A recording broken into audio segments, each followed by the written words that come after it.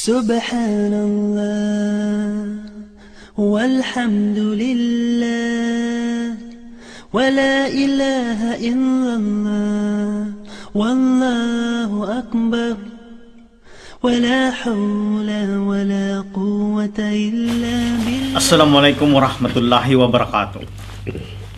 Bilang isang pananampalataya na may kumpletong panuntunan sa buhay ng tao, nararapat lamang nating malaman ang tamang pakikitungo sa ating mga anak at gayon din naman ang tamang pakikitungo ng mga anak sa kanilang mga magulang. At upang magbigay ng liwanag sa paksaing ito, muli pong nagbabalik si Ustadz Homer Pagayawan. Ustadz, welcome po muli at assalamualaikum. Waalaikumsalam warahmatullahi wabarakatuh. Ustadz, una pong katanungan ay ano ba ang karapatan ng mga anak mula sa kanilang mga magulang? Tungkol naman sa karapatan ng mga anak sa kanyang mga magulang, ang itinuro sa atin ng Islam na unang-una, yung ama, yung magiging ama na kailangan sa panahon na naghahanap pa siya ng kanyang mapapangasawa ay maghanap siya nung babaeng mabuting babae. Yung babae na nasa Islam, yung babaeng makakapag-guide sa kanyang magiging mga anak. So dito, ang unang-unang rights o karapatan ng anak na ihanap siya ng ama sa magiging ina na sa magiging magiging ina niya na yung klase ng mabuting babae. Kahit hindi pa po siya kahit nandun na yun. Pero wala pa, no, di ba? Yung ama niya naghahanap pa lang ng mapapangasawa. Pero binanggit na doon sa turo sa Islam na isa na yun sa kasama doon sa karapatan ng anak na ihanap siya ng ama ng isang butihing ina. Kasi pag yun ang napangasawa ng ama niya, yung kung saan lang ng mga babae diyan, siyempre lalabas sa panahon na darating ang panahon na ang magiging ina ng bata hindi maganda ang reputasyon, hindi maganda ang record. So mas maganda na ang lalaki pag siya nag-asawa, hanapin niya yung babae na mayroong din. Although nandun yung mga klasihan ng babae na dapat asawahin, yun nga isa doon sa pinaka-importante, yung babae na mayroon siyang mabuting religion tulad ng Islam. So yun ang una. Pangalawa, kapag ka nag-asawa na yung mag-asawang yun, siyempre pinanganak na itong dumating na panahon na pinanganak itong bata, una-una siyempre yung alagaan nila. Nandun na yun, simula nung nagbubuntis pa lang yung kanyang ina. So pag dinitil-ditil natin, doon kahit sa medical, mayroon ng karapatan ng bata doon na halimbawa yung kanyang ina, kapag ito ay naninigarilyo, pinagbabawal na sa kanya yung medical mismo, pinagbabawal na sa babae na buntis ang manigarilyo. Dahil ang bata maapektuhan.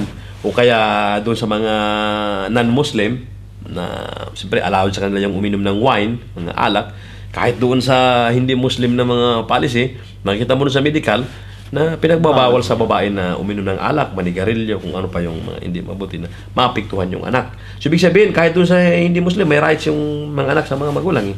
So dito sa Islam, yun na nga. Then, pagdating ng panahon na ang bata ay pinanganak na, so, nadadagdagan na naman ng ibang mga rights. Yung mga bata kailangan, yung magis na nilang kapaligiran, yung nandun yung sinasabi na Islam. At karapatan ng bata na karapatan ng mga anak na sila ay turuan ng mga magulang sa tungkol sa turo ng Islam. Palakihin sila sa ganung society. Yung may turo ng Islam, turuan sila kung paano magiging Muslim sa society na iyon. Pag dumating ng panahon na magsisimula na sila sa pagkain, halimbawa, siyempre tuturuan ng magulang sila na dapat pag kumain o kakain o inom, gagamitin ng kanang kamay. So ito na yung nagsisimula na yung pag-educate sa kanila. Kahit hindi pa pumupunta sa paaralan, tinuturuan na sila. Siyempre, dagdag doon yung pagpakain, Kailangan pakain nila, hindi pwede yung kung saan-saan na pumupunta yung mga bata, walang pagkain. Rights nila yun, karapatan nila yun eh. Yung magkaroon sila ng damit, magkaroon sila ng mabuting tirahan, pagkain, mainom. At saka pag dumating na yung panahon na pwede silang mag-aral, karapatan nila na sila papag-aralin. Hindi pwede yung pababayaan na ng mga magulang kung saan-saan na lang pupunta yung mga bata. So ito, kasama na sa mga karapatan nila na turuan sila ng ama nila, lalong-lalo na sa turo ng Islam, turuan sila magsala. Simula nung ang hadith, sabi ng hadith ay, muru awladakum fis sabah, wadribu fil ashra. Turuan nyo na yung mga anak ninyo, simula ng sila ay nasa gulang pa ng 7 taon, turuan ng magsala, turuan ng mag-fasting. Lahat nung tinuturo sa Islam ay dapat na silang turuan. Pero hindi pa masyado hinihigpitan, hindi pa pinipilit. Pero pagdating sa gulang na 10, at the age of 10 years old, so doon sisimulan na silang paluin.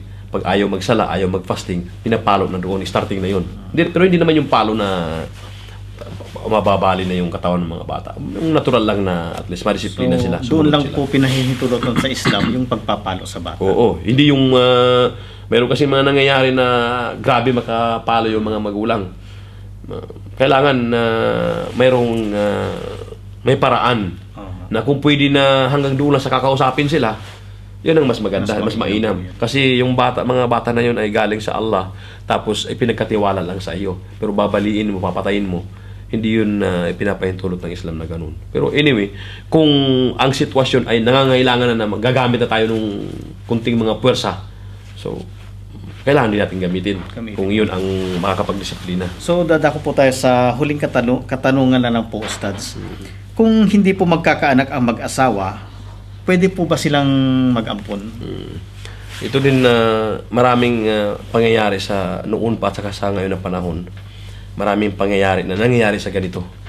Na meron yung mga mag-asawa na hindi sila nagkakaanak. Ang iba dyan nagkakaanak din. Pero sila ay nag-adapt. Nag-ampon ng anak ng kanilang mga kapatid o anak ng ibang tao. Ang problema dito, Brother Ahmad, na kapag tayo ay nag-adapt ng anak ng ibang tao, ang problema dito, ang iba kasi, nung mag-adapt sila, mag-ampon sila ng anak ng ibang tao, ipinapangalan nila o kaya ibibigay nila na yung apelyido nila. Isinusunod po yung apelyido ng mga nag-adapt. Sa mga Arabo, kasi sa atin sa Pilipinas, dahil sumunod tayo sa mga policy ng gobyerno natin, ang ginagamit natin ay yung pangalan natin at saka yung apelyido ng ating mother, sabi natin middle name, bago yung apelyido ng ating ama. Pero actually sa Islam, ang turo sa atin ay yung pangalan ng bata tapos isunod yung pangalan mo. Halimbawa, ang anak mo ay si Muhammad, tapos ikaw naman ama, ang pangalan mo ay Ahmad. So ang pangalan ng bata magiging Muhammad Ahmad. Ang apelyido mo ay Bermejo. Yun yung either pangalan ng ama mo yun o kaya apo mo. So yun ang family niya, magiging Muhammad Ahmad Bermejo. Ganun. So pero ang nangyayari sa atin iba. Halimbawa, kung ang pangalan ng anak mo ay si Muhammad, ikaw si Ahmad, ang family name mo ay Bermejo, ang nangyayari nagiging Muhammad Bermejo. Kung mayroon pa mang middle name, yung apelyido ng mother mo. Pero actually sa Islam, ang tinuturo sa atin ay pangalan ng ama. So ang mangyayari ngayon, kung gagamitin natin yung sa Islamic na pagbibigay ng mga pangalan, so yung batang aampunin mo, kung ang pangalan niya halimbawa ay Abdullah, so ang pangalan niya magiging Abdullah Ahmad Bermejo. O kaya kung itutulad ba natin sa style ng sa panggobyerno natin, magiging Abdullah Bermejo. So ang problema, bro, sa Day of Judgment, yung mga anak na iyon, tatawagin, bawat isa sa atin, the Day of Judgment, tatawagin tayo sa pangalan natin, sa pangalan nating ama. So paano na yung bata na yun na magdadala ng pangalan mo? Isa yung sa problema. Next, again, another problema, bro, na yung batang yun, lalaki sa bahay mo, pamamahay mo. Paglaki niya doon, magiging binata na siya. Magiging problema na doon sa bahay, magiging delikado na doon sa bahay. Kasi mayroon kang asawa eh. Hindi yun kaano-ano ng asawa mo. Hindi mo kadugo yun. Hindi mo yung kadugo. So, pagdating doon sa bahay, magiging ano na yun, kalaban na doon sa aura.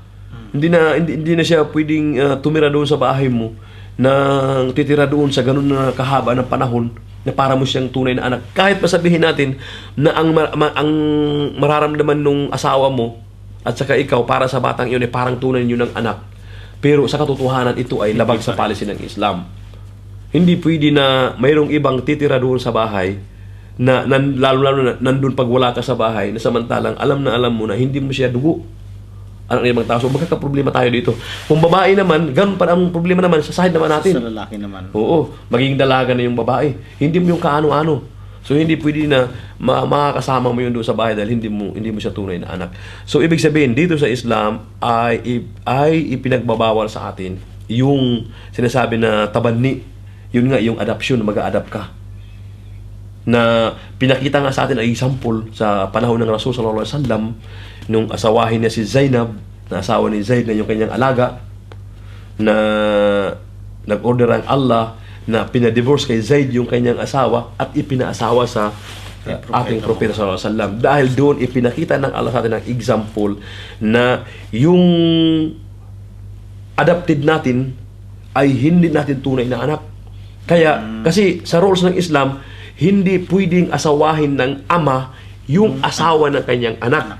So si Zaid, para na siyang inaanak ng Rasulullah, para siyang anak ng Rasulullah sallallahu. Ito ay kanyang ampun. So dumating ang panahon na si Zaid nandun siya sa Prophet sallallahu at kasama niya kanyang asawa. So dito ipinakita ng Allah ang example na yung magiging asawa nung ampon mo, pwede mong asawahin dahil hindi mo siya tunay na anak. Pero kung anak siya ng Prophet sallallahu, hindi niya pwedeng asawahin yung anak. So dito nakita natin ang example na yung palang ampon, mababae man o malalaki, dapat hindi pwede na gawin natin yun. Kasi doon sa mga panahon na maliit pa yung bata, dahil nakakasama natin sa bahay, natutuwa tayo, pero kailangan huwag mong ibigay yung pangalan mo, apelyido mo. Pero pagdating ng age of puberty, mapipilitan tayo na ialis natin sa bahay yun. No maliit pa, wala pa tayong problema. Pero ang problema doon, lalo na kung mayroon kang ibang mga anak, maghahalo-halo sila. Yung original mo na anak at saka yung hindi mo tunay na anak, pag binigay mo yung pangalan mo, apelyido mo, darating ang araw, magkiklaim din yun ng inheritance. So magkaaway sila sa anak mo. May tendency pa na maibibigay mo yung mas ihigit yung ibibigay mo ng pagmamahal sa kanya, makagalit itong mga anak mo, magkakaroon ka ng problema. At saka, mayroon pang mga isipin ng tao na either ang batang ito ay anak ng asawa mo pero hindi mo anak. Baka anak ng asawa mo sa labas pero kinupkup mo lang. Maraming problema na magiging may mga nabasa ako na ini-explain ang ganun na may mga problema na posibleng sitwasyon na posibleng mangyari ang ganun ng problema. Maghahalo sa bahay mo yung original mo kaya hindi mo tunay na anak. Tapos magkakaroon ng ibang mga salita-salita dyan sa labas na baka ito'y anak ng asawa mo na hindi mo anak pero kinupkup mo dahil anak ng asawa mo. May tendency na mga ganun ng mga sitwasyon. At saka mag-aaway-aaway na sa mga anak mo. At saka magiging kasama siya doon sa kukuha ng susunod ng pamana na samantalang wala siyang rights doon. So sa Islam, ang nakita ko, ewan ko lang sa mga iba kong mga kasamang mga scholars, mga brothers na nakapag-aral din, nakapag-research din sa ganitong topiko, na hindi ini-encourage sa atin ng Islam yung pag-ampon sa mga bata. Anyway, mayroon namang halimbawa kung kailangan ng shelter ng bata, kailangan ng tulong ang bata na yun. Pero at least mayroong limitation yung pag-ampon sa kanila. Na pagdating doon sa age na talagang hindi na pwede, bigyan na lang natin siya ng tulong o saan natin siya ilagay kaysa doon sa isama natin sa bahay. At saka tandaan natin na huwag natin ibigay yung ating pangalan saka apelyido. Maraming salamat po. Mga kapatid, ang pagmamahal at wastong pag-alaga sa ating mga anak ang maghuhubog sa kanila upang maging mga ehemplong Muslim sa kinabukasan. At ito rin ang magtuturo sa kanila kung paano maging mga mabuting magulang. Huwag nating kalimutan na sila ay mayroong karapatan na dapat nating maibigay, nang sa gayon ay maibigay din naman nila ang ating karapatan bilang mga magulang. Muli ito po si Brother Ahmad Bermejo na nag-iiwan sa inyo ng pagbati ng kapayapaan. Assalamualaikum warahmatullahi wabarakatuh. Walhamdulillah, wa la ilaha illallah. والله أكبر ولا حول ولا قوة إلا بالله